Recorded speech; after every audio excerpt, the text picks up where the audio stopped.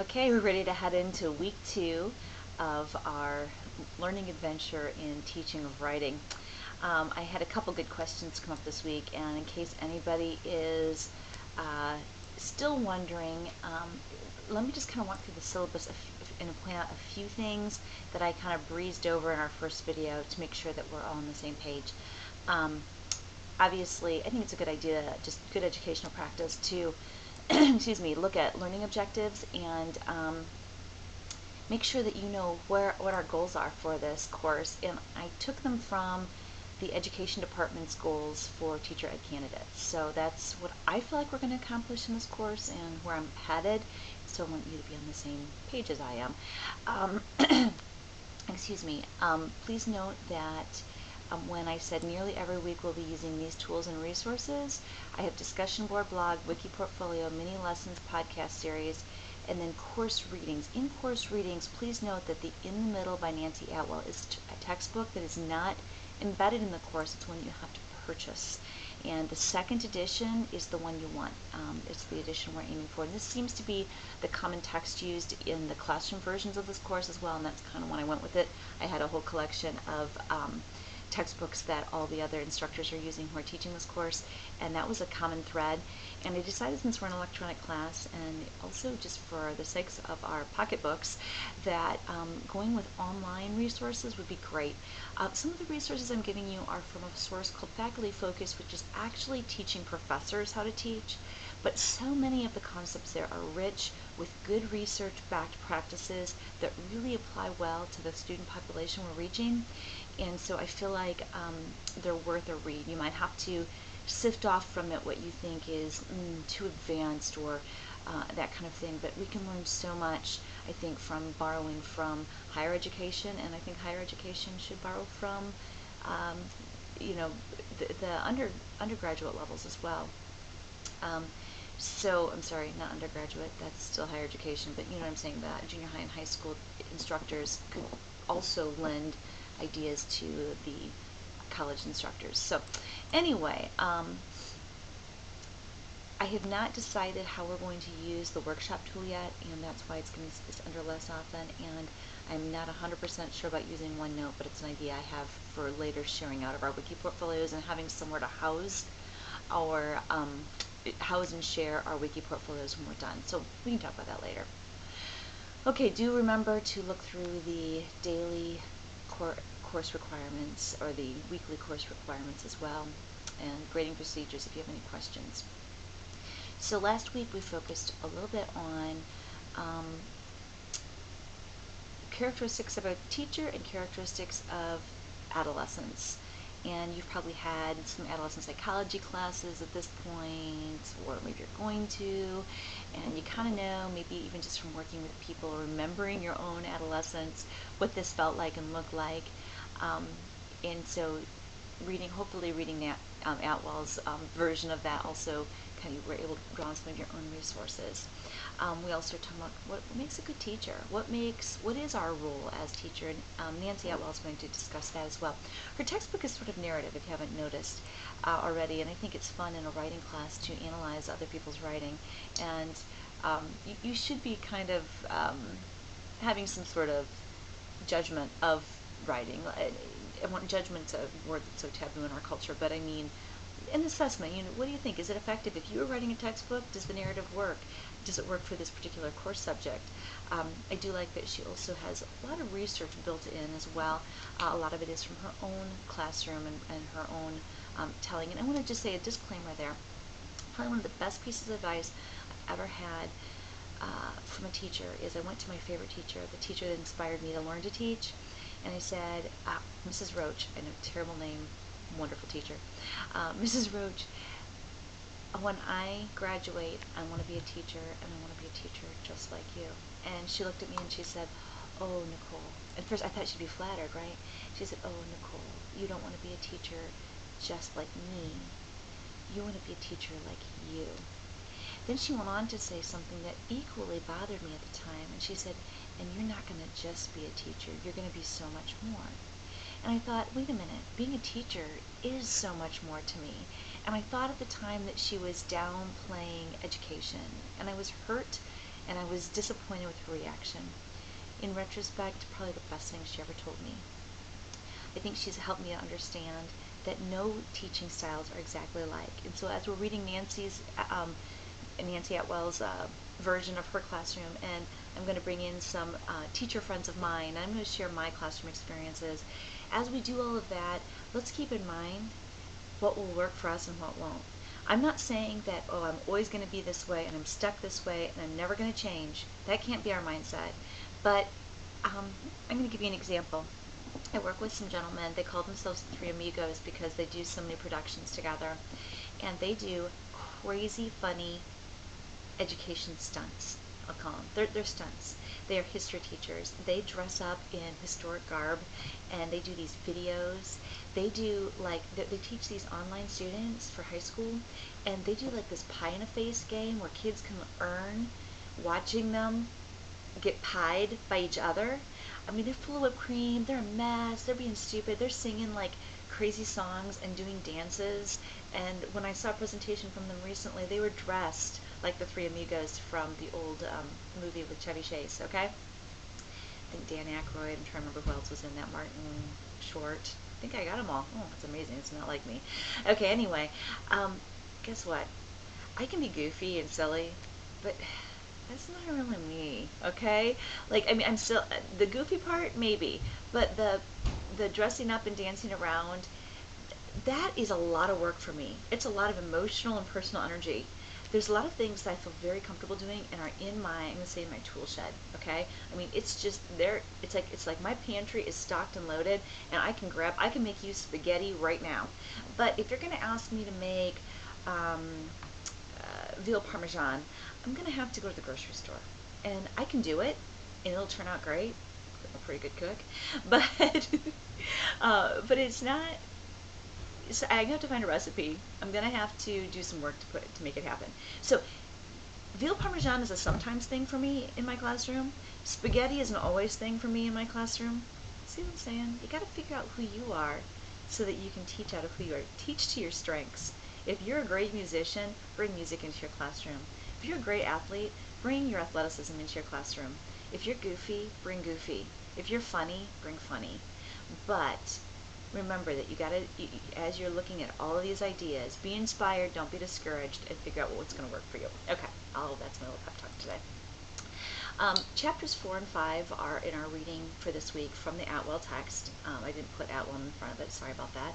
We're continuing to focus on the role of the teacher and how to structure the writing classroom. Structure is huge in writing, okay? We talk about structure in the actual writing, and how you teach it out in your class, the way you organize your class is going to be integral to how students perceive writing and the writing process.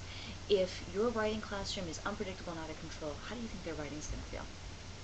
Yeah, it's going to emulate that. If your class is rigid and inflexible and you are the grammar Nazi, guess how your students are going to walk away feeling about writing. So we're going to talk a little bit. I want you to continue to think about your role. Who are you going to be for your students? Your students, you can't entirely predict. I've worked with all different demographics of students in my teaching career.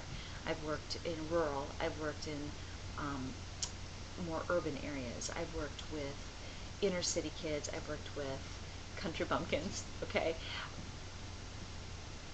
The main fabric of who people are,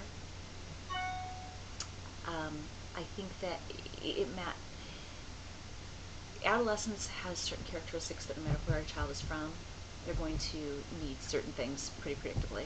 And you can't really know where you're going to teach, but you do know who you are. So it's important to reflect on who that student's going to be, but it's also important that you start seeing what your role is in relation to that student, those future students. So we're going to read chapters 4 and 5.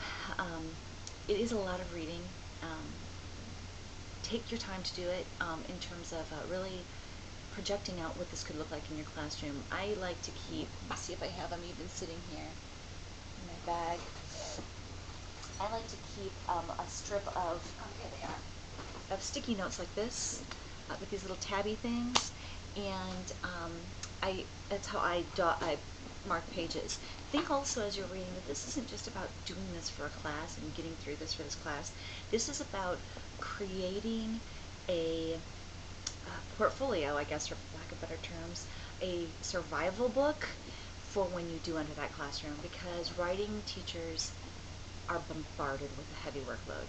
I think schools are getting better at saying, you know what, all teachers need to be teachers of writing, but I will guarantee you that you will be the go-to people for how writing should be done. If there's going to be a writing standard set, it's going to come from you. If your school is doing a science fair and there are writing projects involved, the science teacher is going to seek you out, I hope, because that's good. But it's heavy load. It's a lot of work. And I don't say that to scare you, because I've done it for 20 years now and I'm still going at writing, okay? But it's something that you want to, as you read, you're preparing forward, not just for this class. So for this week, you're looking at the discussion board and 2 replies to students.